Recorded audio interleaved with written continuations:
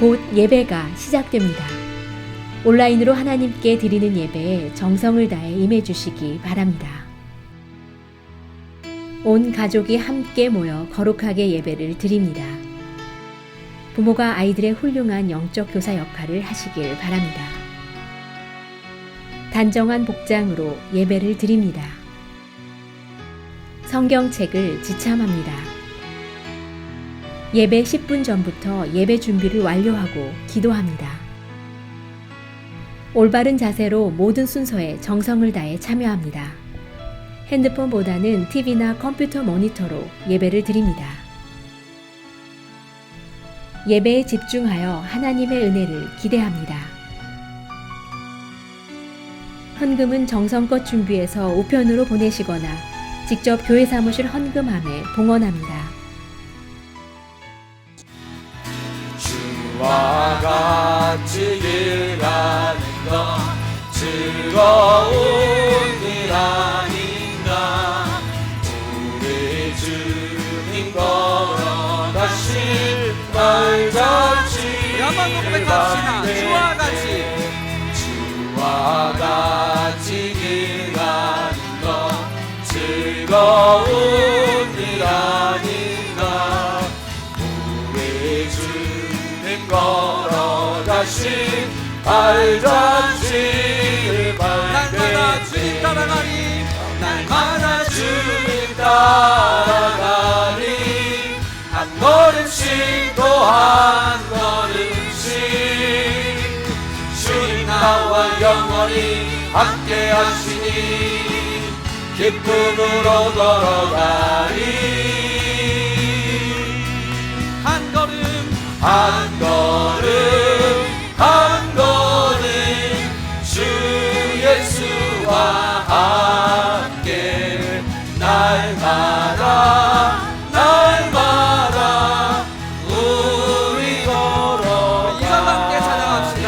어린아이 같은 우리 연연하고 약하나 주의 손에 이끌려 생명길로 가네. 날마다 주님 따라가리. 한 걸음씩 또 한 걸음씩 주님 나와 영원히 함께 하시니 기쁨으로 걸어가리. 한 걸음 한 걸음 한 걸음 한 걸음 주 예수와 함께 날마다 날마다 우리 산으로 함께 걸어가리. 찬양합시다. 꽃이 피는 들판이나 험한 골짜기라도 주가 인도하는 대로 주와 같이 가겠네. 날마다 주님 따라가리.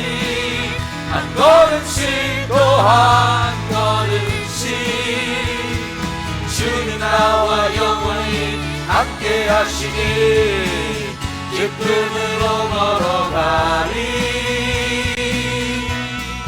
한 걸음 한 걸음 한 걸음 주 예수와 함께 날마다 날마다 우리 한번 더 고백합시다. 한 걸음 한 걸음 한 걸음 주 예수와 함께 날마다 날마다 우리 걸어가리.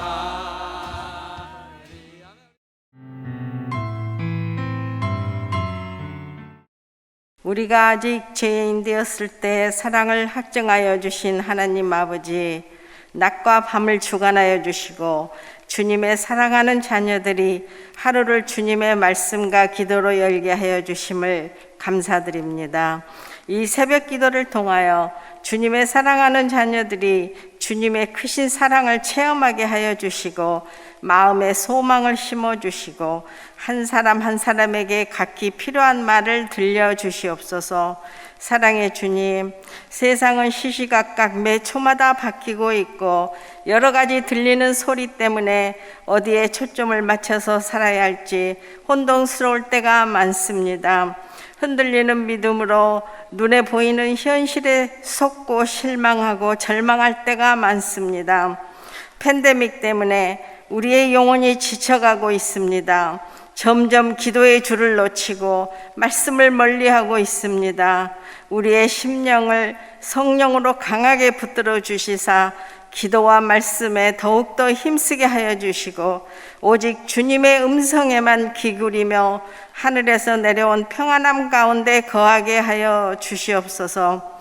우리의 마음을 성령으로 채워주셔서 눈에 보이지 않는 본질과 소망을 따라 선택하고 행동하는 믿음을 주옵시고 환경을 뛰어넘을 수 있는 지혜와 힘을 부어주시옵소서. 우리도 모르게 악평하는 사건과 환경을 하나님의 시각으로 바라보는 영안을 열어주시어서 주위 사람들을 축복의 길로 갈 수 있게 길을 열어주는 복의 근원자들이 되게 하여 주옵시고 오직 주님이 우리의 주인 되심을 인정하는 믿음을 우리에게 허락하여 주시옵소서. 모든 문제의 해결자이신 주님, 요즘 코로나로 사랑하는 아들의 병상에서 아들의 생명을 살려달라며 간절히 기도를 드리는 가정이 있습니다. 주님, 사랑하는 이 아들이 코로나를 이기고 주님의 능력을 간증하는 귀한 주님의 일꾼이 되게 하여 주시고 주님께 간절히 기도하는 그 가족의 기도를 들어 응답하여 주시옵소서. 코로나로 고생하는 한 사람 한 사람을 붙들어 주시고 그들 몸속에 있는 바이러스를 깨끗이 물리쳐 주시어 주님이 주신 새 소망과 치유의 응답받고 재창조의 기쁨을 맛보게 하여 주시옵소서. 사랑의 주님, 교회를 위하여 기도합니다. 주님의 핏값으로 세워진 우리 교회가 어둠을 헤매고 있는 영혼들을 구원하는 데 앞장서게 하여 주시고 기도의 불꽃이 꺼지지 않고 만민이 기도하는 장소요 주님을 찬양하며 갈급한 영혼들의 생명수를 취할 수 있는 귀한 장소가 되게 하여 주시옵소서. 교회에서 계획한 모든 일이 주님이 눈길 머무는 곳을 향하여 나아가는 인도 안 받게 하여 주시고 모든 성도들이 목회자들을 중심으로 한 마음으로 한 목표를 향하여 함께 세워 나갈 수 있게 하여 주시옵소서. 말씀을 전하실 김창룡 전도사님 말씀 위에 주님의 성령으로 채우셔서 선포된 말씀을 받은 우리들은 마음의 새 생명과 새 기운으로 하루가 시작되며 삶 속에서 주님의 지혜와 성품이 흐르게 하여 주시옵소서. 모든 것 감사드리며 우리를 구원하신 예수님 이름으로 기도합니다. 아멘.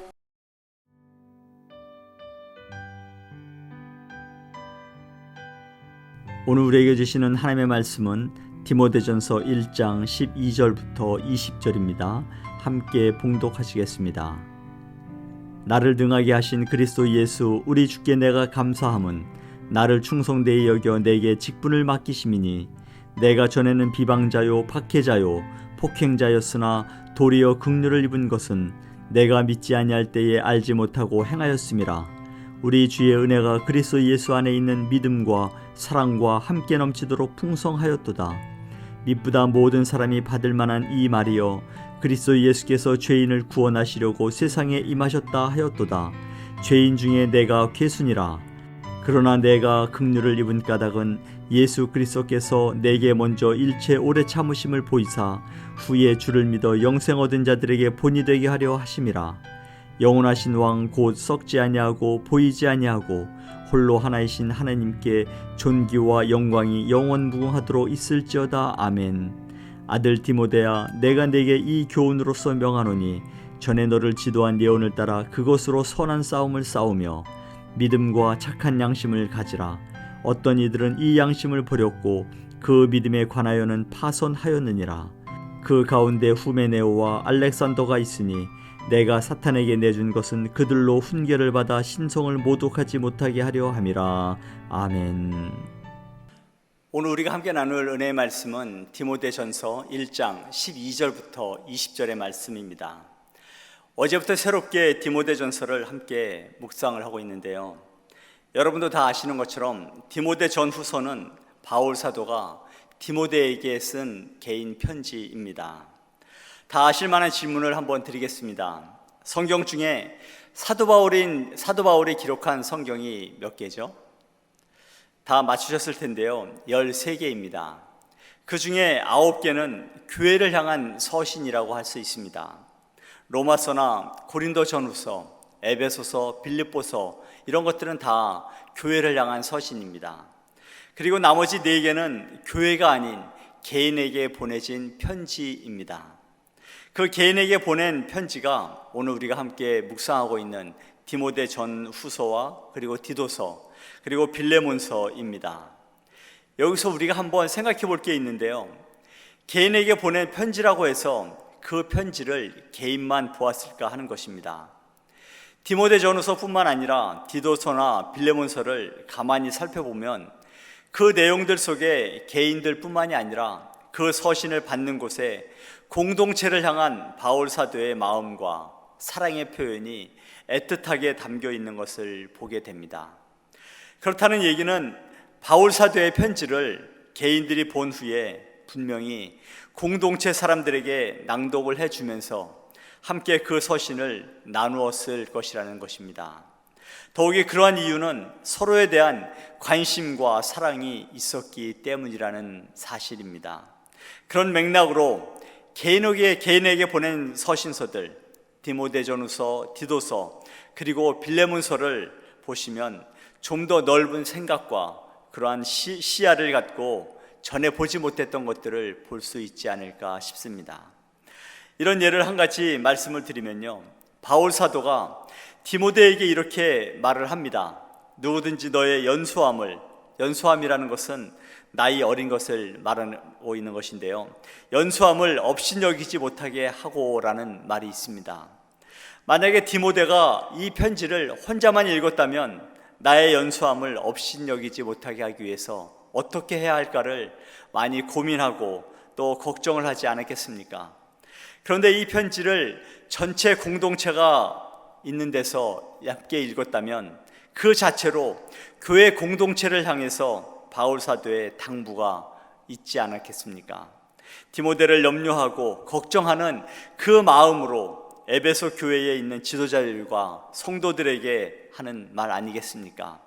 디모데가 아직은 어리고 목회 경험이 부족하지만 그의 연소함을 업신여기지 말고 그의 지도력을 잘 인정해 주기를 바란다는 바울 사도의 그러한 마음이 에베소 교회 성도들에게 전해지지 않았겠습니까?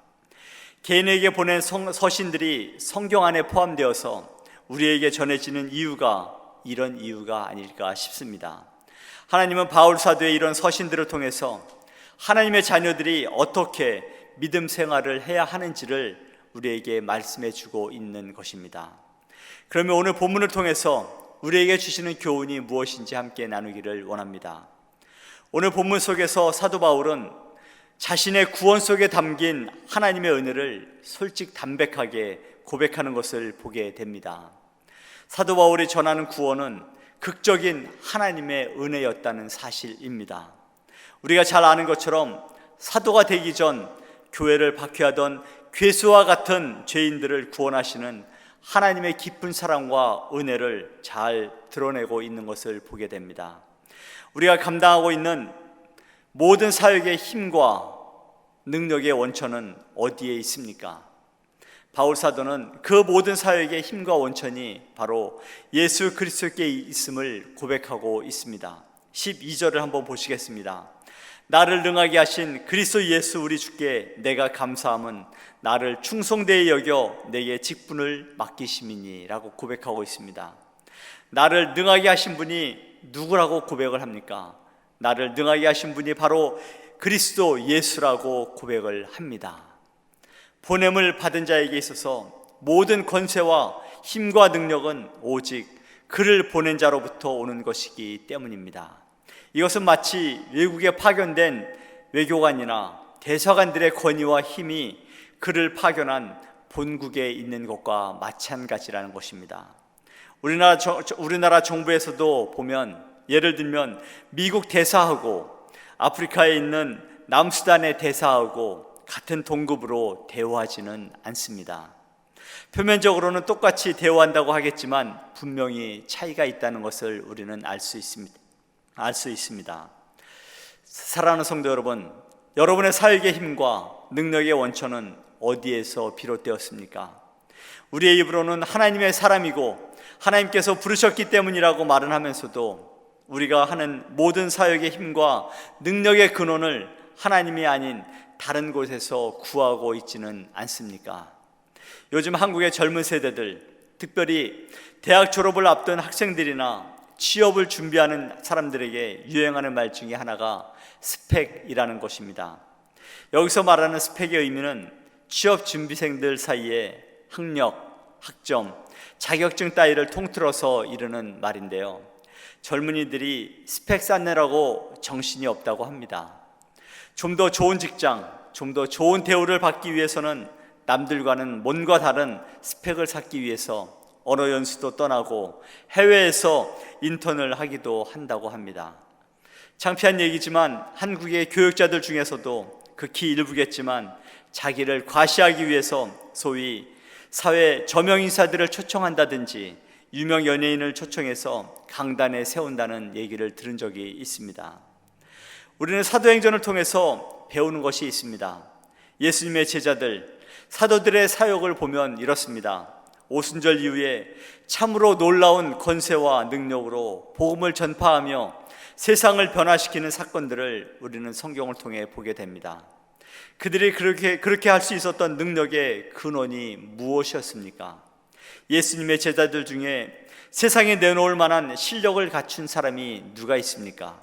그들은 세상적으로는 약한 자들이었고 물질적으로는 가난한 사람들이었습니다. 그럼에도 불구하고 그들이 복음으로 승리할 수 있었던 비결은 바로 오직 예수님께서 약속하신 성령의 능력 때문이었다는 것입니다. 베드로와 요한이 성전에 들어가려 할 때 나면서부터 안진뱅이가 구걸하는 것을 보게 됩니다. 그 안진뱅이를 향해 베드로가 말을 합니다. 사도행전 3장 6절입니다. 베드로가 이르되 은과 금은 내게 없거니와 내게 있는 이것을 내게 주노니 나사렛 예수 그리스도의 이름으로 일어나 걸으라 하고, 그랬더니 그 사람이 걷기도 하고 뛰었다고 말씀하고 있지 않습니까? 그렇습니다. 바울 사도뿐만이 아니라 모든 사도들의 사역에서 우리는 분명히 보는 것이 있습니다. 모든 사역의 힘과 권세와 능력은 모두 살아계신 예수 그리스도로부터 왔다는 사실입니다. 사랑하는 성도 여러분, 우리 모두의 사역의 힘과 능력, 그 모든 것들의 원천은 바로 하나님께로부터 나와야 할 줄 믿습니다. 내가 실력이 있고 능력이 있고 잘나서가 아니라 오직 하나님으로부터 왔음을 고백하고 인정하고 나아갈 때 세상이 감당할 수 없는 놀라운 일들을 하게 될 줄 믿습니다. 우리의 능력이나 실력으로 할 수 있는 일들이 있습니다. 우리가 철저하게 계획하고 잘 준비하면 얼마든지 할 수 있다고 생각하는 사람들이 많지 않습니까? 그렇게 되면 그 일은 우리의 능력의 한계를 절대 벗어날 수 없습니다. 우리의 능력만큼밖에 할 수 없다는 것이죠. 하지만 하나님을 의지하고 하나님이 주시는 힘과 능력으로 하면 하나님께서 베푸시는 능력만큼 행하게 될 줄 믿습니다. 온전히 하나님을 의지하고 하나님께서 주시는 능력으로 하나님의 사역을 감당하시는 우리 모두가 되기를 간절히 소망합니다. 바울 사도는 예수님께서 오신 목적이 이 땅의 모든 죄인을 구원하시기 위함이라고 다시 한번 강조하고 있는 것을 보게 됩니다. 본문 15절입니다. 미쁘다 모든 사람이 받을 만한 이 말이여, 그리스도 예수께서 죄인을 구원하시려고 세상에 임하셨다 하였도다. 죄인 중에 내가 괴순이라 라고 고백합니다. 여기서 미쁘다라는 말은 일반적으로는 잘 사용하지 않는 말입니다. 이 말은 믿음성이 있다 또는 믿음직하다라는 말의 형용사입니다. 믿음직한 모든 사람이 받을 만한 이 말이라는 것이죠. 그 말이 바로 예수님께서 죄인을 구원하러 오셨다는 것입니다. 이 말은 아주 기초적이고 기본적인, 기독교인이라면 누구나 다 알 법한 말인데 왜 굳이 바울 사도는 또 언급을 하고 있는 것입니까? 당시 유대인들은 예수님께서 죄인을 구원하시기 위해 이 땅에 오셨다는 사실에 집중하지 않았습니다. 그들은 예수님을 구원자로 받아들이기보다는 개인의 문제를 해결하는데 또는 현실적인 문제를 해결하는 데 이용했던 것을 보게 됩니다. 오늘날에도 유대인들은 예수 그리스도를 메시아로 인정하지 않고 있는 안타까운 것을 보게 됩니다. 예수 그리스도께서 이 땅에 오신 가장 중요한 목적은 죄인을 구원하기 위함인 것입니다. 이것은 그 어떤 것과도 바꿀 수도 없고 바꾸어서도 안 되는 가장 복된 소식입니다. 질병의 치유, 자녀들의 장래, 사업이나 직장의 형통, 이러한 것들도 물론 중요하죠. 하지만 이러한 것들이 우리 믿음의 1차적인 목적이 될 수는 없다는 사실입니다. 예수님을 믿는 1차적이면서도 가장 기본적인 목적은 바로 죄인의 구원 아니겠습니까? 이 기본은 우리가 하나님 앞에 가는 그날까지 붙들고 가야 할 복음인 줄 믿습니다. 이것이 순서가 바뀐다든지 기본이 흔들리면 큰일 나는 것입니다. TV 프로그램 중에 뭉쳐야 찬다라는 프로그램이 있는데요, 한국의 여러 종목을 대표했던 선수들 있지 않습니까? 예를 들면 수영의 박태환 선수, 배구의 김요한 선수, 또 스케이트의 모태범 선수, 이러한 선수들, 일명 국가대표급 선수들이 모여서 안정환 선수와 그리고 이동국 선수가 감독 코치가 되어서 함께 축구를 하는 그러한 프로그램입니다. 전국에 내놓으라 하는 그러한 조기 축구 선수들과 조기 축구 대표팀과 함께 축구를 하는 그런 프로그램인데요, 자기 종목에서만큼은 정말 한국을 대표할 만한 선수들, 그 선수들이 축구 경기를 하는 그러한 프로그램인데, 그 선수들이 축구 경기에 앞서서 꼭 하는 그러한 일들이 있습니다. 스트레칭을 하면서 몸을 푸는 것인데요, 이것을 얼마나 강조하는지 모릅니다. 운동으로 단련되고 단단한 근육과 튼튼한 몸을 가졌는데도 스트레칭을 하고 몸을 푸는 일에 눈치껏 한다거나 아니면 게을리하는 일들을 보이지 않습니다. 그들은 철저하게 스트레칭을 하고 몸을 푸는 일들을 하게 되는 것을 보게 됩니다. 왜 그렇겠습니까? 스트레칭이 얼마나 중요한 기본기인가를 그들은 알고 있기 때문입니다.